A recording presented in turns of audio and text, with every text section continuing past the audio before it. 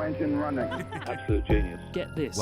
Welcome. This is the show where we bring you Science. What that essentially means is discoveries, Advances. Questions. Research. technology. Unbelievable. Without further ado, This is The Naked Scientists.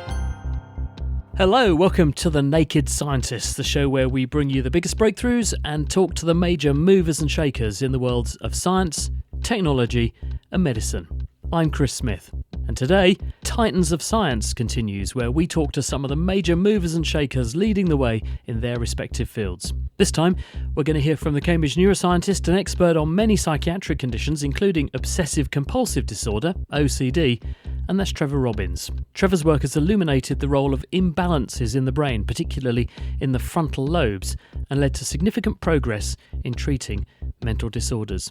From Cambridge University's Institute of Continuing Education, this is The Naked Scientists.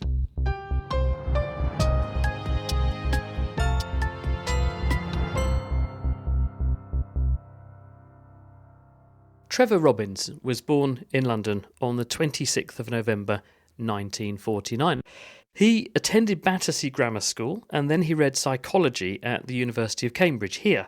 He graduated with first-class honours before embarking on postgraduate studies. He's a leading authority on the frontal lobes of the brain and the role that they play in mental and behavioural disorders like depression, drug addiction, OCD, that's obsessive-compulsive disorder, and ADHD, attention deficit hyperactivity disorder. He's also an expert on degenerative conditions like Parkinson's and Alzheimer's. Trevor's currently the director of the University of Cambridge Behavioural and Clinical Neuroscience Institute and an emeritus fellow at Downing College in Cambridge, and he has in the past served as the president of the British Neuroscience Association. In his spare time, he likes to play chess and has represented both England juniors and the University of Cambridge back in the day. You certainly need your frontal lobes for that, Trevor. Especially when you get old, like me. Unfortunately, chess, you peak when you're in your late 20s. And then when you get older, you get worse. But I used to be a pretty good player, yeah. Well, as in you could give Kasparov a run for his money? I played someone called Mikhail Tal, who was the world champion many years ago, and I got crushed by him in a simultaneous exhibition in London many years ago. Let's kick off with one of the things that you're really interested in, that's OCD. This, I think, is trivialised a bit. People tend to just say, oh, well, it's my OCD kicking in as they reorganise things on the table in front of them, for example. But for the people who have this, they are absolutely plagued by it. Can you just paint a picture of what a day in the life of someone who's got that is like? It's a disaster. It's a really severe and disabling disorder. Imagine that you perform a ritual, like washing your hands because you're scared of getting germs. But instead of washing your hands and then drying them off and going off to work, you feel compelled to keep on washing your hands. And then they're still not clean enough. You're checking, no, not clean enough. So you have to get the bleach out and you're using bleach on your hands and damaging your hands and spending hours and hours and never actually leaving your house. So that people at work think, is he ill? What's going on? He can't hold down a job. Eventually your whole life collapses. Personal relationships, everything goes. People become suicidal with severe OCD and they have to resort to very, very strong treatments, which surprisingly can be quite effective, but nevertheless are quite invasive. And thanks to you, we now have a much better insight into why this is happening and what we can do about it. You talk about those treatments, and we'll come back and talk about those in a bit. But let's wind the clock back a bit first. I mentioned that you got to university here in Cambridge, became very good at chess. What led you into psychology? Because that's what you studied here to start with. Why did you embark on that in the first place? Well, actually, Chris, I'm a failed molecular biologist because that's what I was really interested in. And I did study biochemistry for a while as well. But I was inspired taking a course in experimental psychology to go the other way, to study the brain. And I got very interested in what makes people tick, motivation. And I was going to be a clinical psychologist, but then did well in the exams and you get this offer to do a PhD. So I did a PhD in very experimental work associated with the effects of drugs on the brain and behaviour. And I was particularly interested in drugs of abuse like amphetamine, which cause a lot of compulsive-like behaviours. And I guess that's where it started. Perhaps you could just orientate for us the different bits of the brain that we're going to talk about and where they fit together to make the brain tick, as it were? Yeah, well, amphetamine's a drug that releases dopamine in the brain. I think a lot of people have heard about this chemical messenger, which provides signals, particular for structures in the brain called the striatum, which is right in the middle of the brain, and it's been associated with Parkinson's disease and the expression of motor behaviour. But I also think it's to do with emotions and thoughts. So for a long time I studied how dopamine works in the striatum and its relevance to Parkinson's disease, for example. But then I got interested in what controls the striatum. It's a bit of the brain, but does it have a kind of supervisor? And the supervisor are your frontal lobes. And these are the bit of the so-called cortical mantle of the brain, the outside bit, the huge bit of grey matter in the human brain. And the frontal lobes are right in the front, just behind your eyes, Chris. Okay? And they send projections to the striatum, connections which control the striatum. And in a sense, maybe control compulsive behaviours. Different animals have different sized ones. We have a very characteristically overdeveloped front part of our brain. How is that manifest then in the way our brains work compared to, say, a laboratory rat? That's a really interesting question. First of all, I should say the frontal lobe has many different areas. There's 20 different areas, and we're trying to understand how they all work together, like a committee, to control behaviour. Now, our relatives, the non-human primates, monkeys, they have similar bits of the frontal lobe, not quite as well developed as us, but more or less the same thing. If you saw a monkey brain frontal lobe, it would be quite similar to a human one. Now, you ask about rats, rodents. Yeah, they don't seem to have all of the components of the frontal lobes. They have some of them, some of the ancient parts of the frontal lobes, but not some of the more modern parts, which probably give us, our cognitive sophistication. Does that mean then that these disorders that you're interested in don't manifest in a rat then? They are unique to us and animals like us, like monkeys? I think some aspects of the disorders you can study in rodents, particularly, so for example, I mentioned the striatum. Well, the striatum in the rat is pretty well conserved, similar to the human striatum. So to the degree that compulsive behaviour depends on the striatum, yes, indeed, you can study this in other animals. But if you're interested in the frontal lobe, the frontal cortex, really the full component of the frontal cortex, you probably need to study this in non-human primates or in humans. Okay then, so what do these different bits that you said there's multiple areas of the front part of the brain, what are these different areas doing? And how are they controlling that core region, the striatum, to produce the behaviours that we see both in health but also in disease? This is the million-dollar question. The frontal lobes in general exert what's commonly called executive function. In other words, it's a set of operations of controlling functions which affect behaviour in different ways. So one of these is called working memory, which is our ability really to remember phone numbers and then act on them. Another function is, a very important one, is inhibition. In other words, stopping you blurting out stupid things or stepping out into the road or making a stupid purchase. Another aspect is cognitive flexibility, the ability to organise your time, to multitask, to switch effectively from one activity to another. And very importantly, two of our main controllers over behaviour are the so-called goal-directed system and the habit system. And so this cognitive flexibility has constantly to balance these two systems in order to optimise our behaviour. And how does that age and grow? Because children characteristically do not have a lot of those things that you just mentioned, those traits, whereas hopefully you and I do, some of us more than others. So how does that change with age then?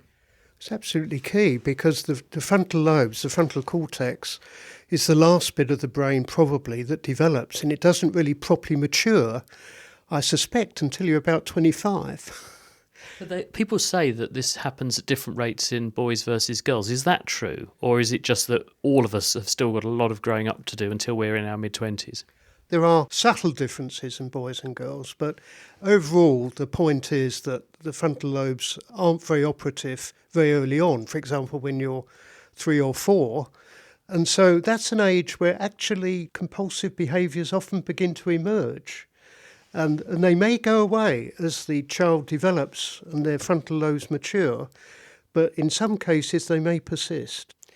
Now, the fact that we get more rigid as we get older is probably because the frontal lobes are, diminishing in their role. And indeed, the frontal cortex is one of the most vulnerable regions of the brain to ageing.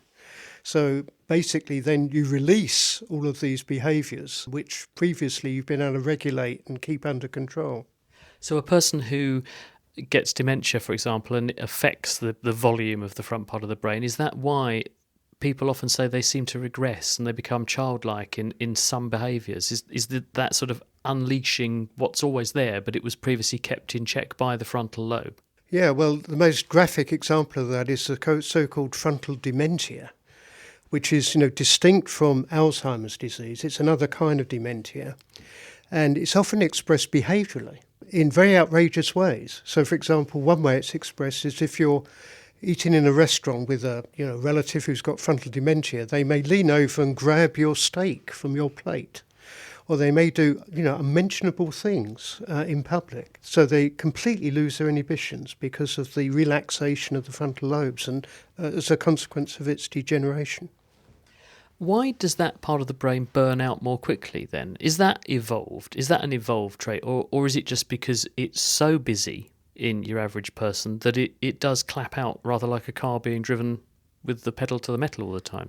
I think you've answered it, Chris. I don't think we know absolutely for sure, but it's probably to do with the fact that frontal lobe, uses a lot of metabolism and therefore is very vulnerable to energy demands. Now, returning to where we started, which is the link with diseases, you've explained all these important jobs it does and that normally it holds our behaviour in check. So how does it allow some of these conditions to manifest then, like OCD?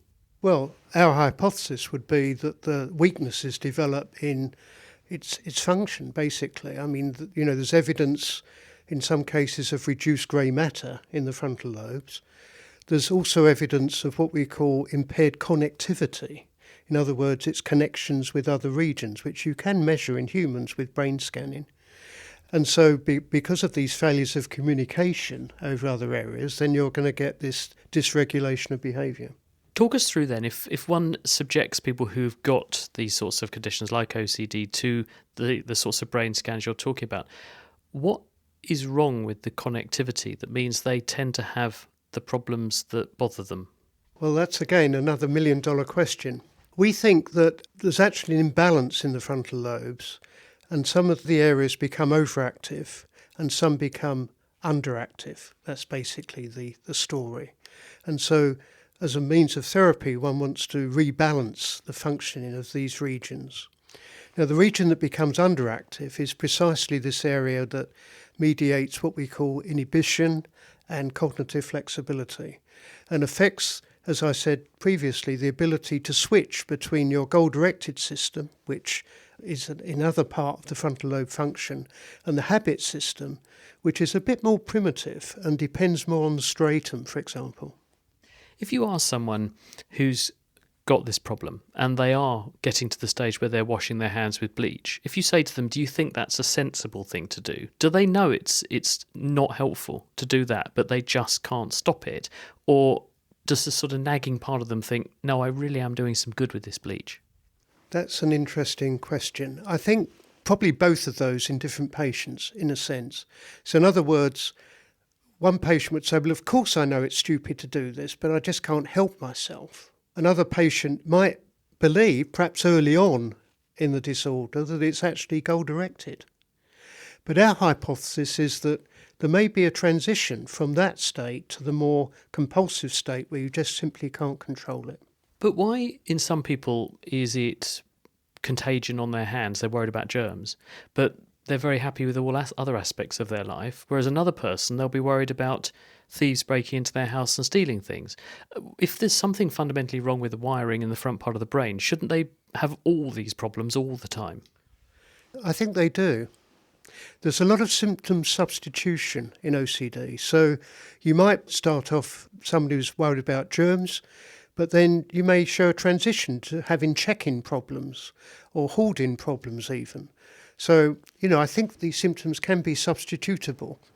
And I think there's a general tendency to be compulsive, which is expressed in different ways. Now, that's a hypothesis, but I think there's some evidence to support that. And it arises from, this general problem. But why they fixate on particular things initially is probably due to specific experiences. If you're a bit compulsive and you experience the pandemic, for example, you might become focused on germs.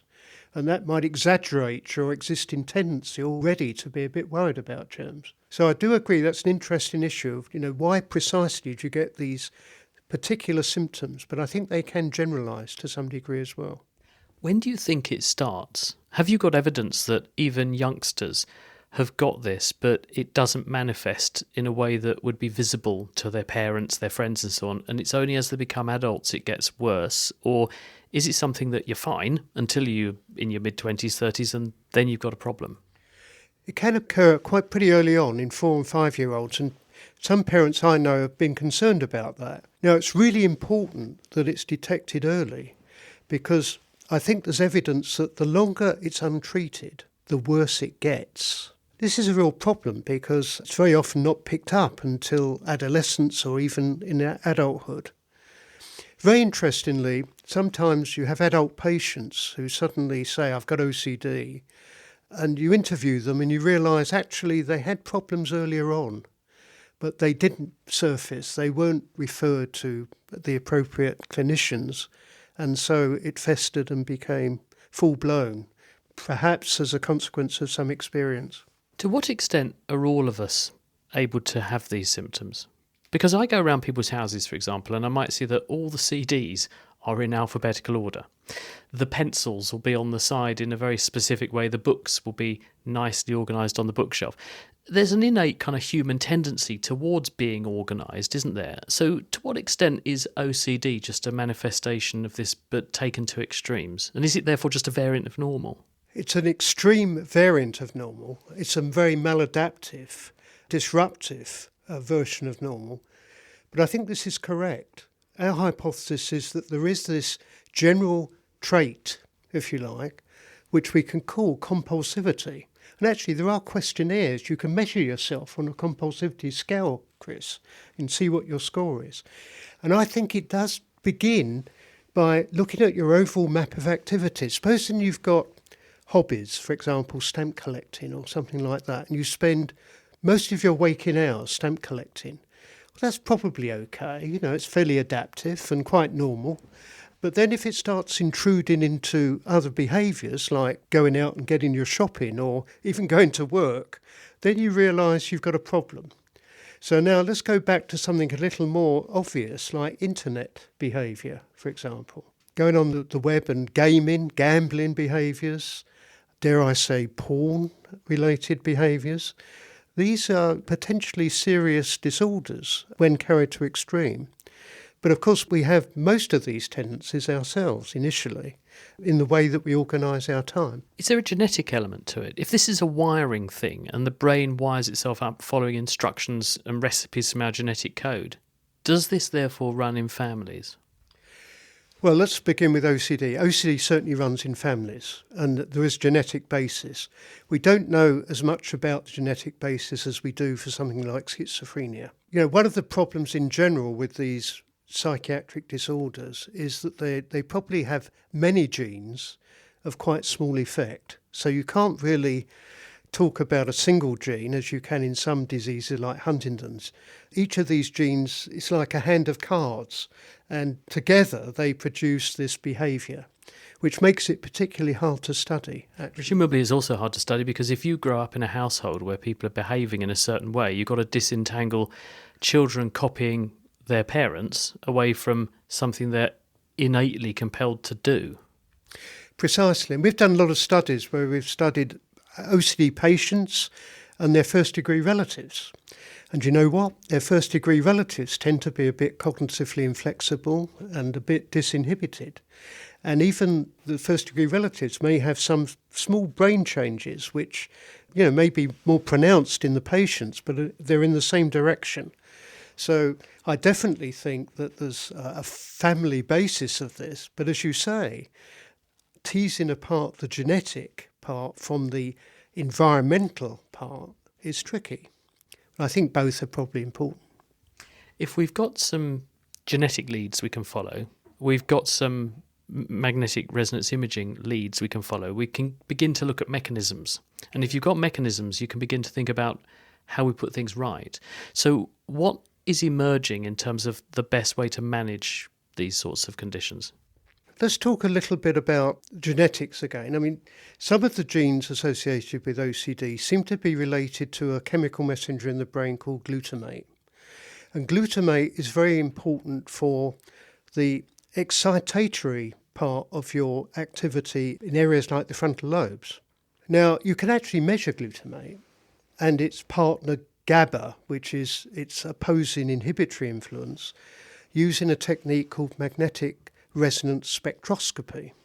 And that's simply based on measuring with a huge magnet the way that chemicals resonate under that magnet. And you can then measure actually how much you've got of each of these neurochemical metabolites, if you like. Now, we did a study recently using the 7 Tesla magnet here and showed that patients with OCD have an increased level of glutamate in part of the frontal lobes.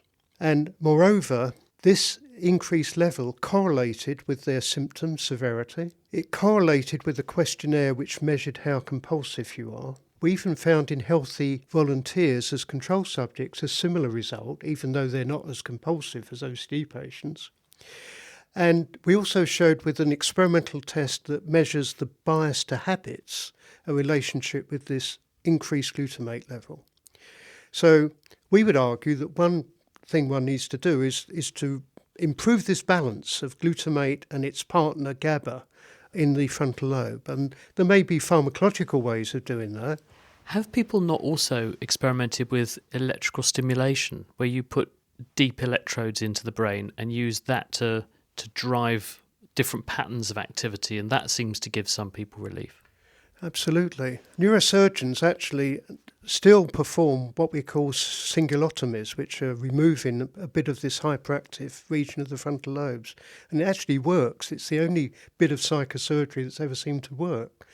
However, there's a gentler way of doing that, as you've mentioned, using so-called deep brain stimulation. So very fine electrodes are put into the brain, used in Parkinson's disease a lot, to unblock the system. And there's a similar rationale with OCD, and it works. It can only be given to patients, where nothing else works. Cognitive therapy, drugs, they're desperate because they're performing rituals most of the time. And we were lucky enough to be in the first UK study recently with Queen Square in London, where some patients experienced an enormous relief of their symptoms. I think one lady was confined to her house with her OCD, but after deep brain stimulation, she was able to go out and interact socially and even get a new boyfriend and go on holiday. So, that's what I call a real clinical effect. When you were doing these sorts of studies, you're using MRI scans. You put a person in a scanner and you're interrogating which bits of the brain are talking to each other. Often it's painstaking and it takes absolutely ages because you're looking for very subtle signals. We've now got tools like AI, haven't we? Are you beginning to look at those images now through the lens of AI to ask it to spot some of the more subtle things we might have missed? I think this is definitely the future. You can get so far with the rather sophisticated analyses that have been done already. However, putting 2 and 2 together often requires something as clever as AI to notice that change here and a change there are actually related to one another and part of the same general circuit. So I think that's definitely something in the future. Since presumably if we can see what circuits are doing to each other, we might then have some drugs which are discrete for those circuits and which might help to rebalance that imbalance that you've spotted that little bit better and with fewer side effects. Yeah, I mean, that would be the great aim. And we've certainly ourselves been developing this idea using a class of drugs which may reduce glutamate, for example, in those areas where it's more active. I mean, that would be an interesting approach. But there is a general problem with drugs, as you know, that the receptors for these drugs are often all over the brain. And so that's what leads to the side effects. You might be normalising something in one area but overdosing or whatever another area. And that is problematic. So how do we get that specificity? You can't necessarily rely on where the receptors are. Maybe you can get lucky about that. In the future, we may need to use techniques such as chemogenetics. Chemogenetics, of course, are only used in animals at the moment, but with this technique you can take a pill which activates or inhibits a particular neural circuit in the brain. Really? I'd not heard of this. How far down the track is that? Well, as I said, it's only been used in experimental animals so far, like mice. But what one has to do is to put a virus in the brain, a benign virus. That is done actually already in Parkinson's disease in some cases. And that puts a receptor in the brain which has been engineered so that it doesn't respond to anything normally, but you put it in a particular circuit, and then when you take a pill that's designed specifically to activate that receptor, you can achieve an excitation or an inhibition of that circuit. And it's the way of really analysing in minute detail which circuits are in control of different behaviours. We're not going to be able to do that in humans for quite a while yet, because potentially it involves surgery, but it's a very interesting approach, particularly for severe patients. It's obviously more specific than something like deep brain stimulation, for example. Any notable figures back in history who were affected? Because when one looks back in the history books, once we see what we think is a modern phenomenon, we then begin to see evidence that perhaps other people had this back in the past. Anyone stand out? Martin Luther, the Reformation, he was an obvious OCD patient if you look at his biography. Kurt Gödel, the famous mathematician. Howard Hughes, of course, the great filmmaker who had this problem with germs. His entire staff spent all of their time cleaning the house and cleaning his food and so forth. Charles Dickens had a bit of OCD. Samuel Johnson, Andy Warhol, Cameron Diaz, the actress. So it's interesting, in many of these cases, people have been able to cope with this problem and be pretty effective in life. But many of them really are on the cusp of OCD and didn't really have a full-blown diagnosis. Another example is David Beckham. It slightly troubles me that if we were to go down the path of offering people help, we might have not had Charles Dickens and we might not have been able to bend it like Beckham. Well, indeed, it becomes an issue about when these behaviours become excessive, but it's up to really the people and their relatives to understand that and then to get some help. And in the years ahead, now looking back at where you've come from and where we've now got to, what are the questions that you would really like to, in the years you have left on Earth, see answered in the OCD and frontal lobe space? What I really want to do is to achieve effective treatments. I wouldn't say cures, but near cures for OCD. That would not only give me a lot of satisfaction to help people, but it would also serve to confirm some of the theories that I have about how the brain works. And I think, that dual motivation, I think, is very important to me. I'm very interested in how the frontal lobes control behaviour, how neurochemical systems modulate this function, and how all of this develops. And also its relationship to philosophical issues, for example, free will, which is clearly very important here. It's not a lot to ask, is it? Thanks very much there to Trevor Robbins, neuroscientist at the University of Cambridge, for speaking with us in that special Titans of Science issue. That's it for this week. Next week, we're going to take a deep dive into seafloor microbiology. Titans of Science continues with Antje Boetius. Join us to immerse yourself in that one next week. The Naked Scientist comes to you from the University of Cambridge's Institute of Continuing Education. It's supported by Rolls-Royce. I'm Chris Smith, and from all of us here at The Naked Scientist, thanks for listening and goodbye.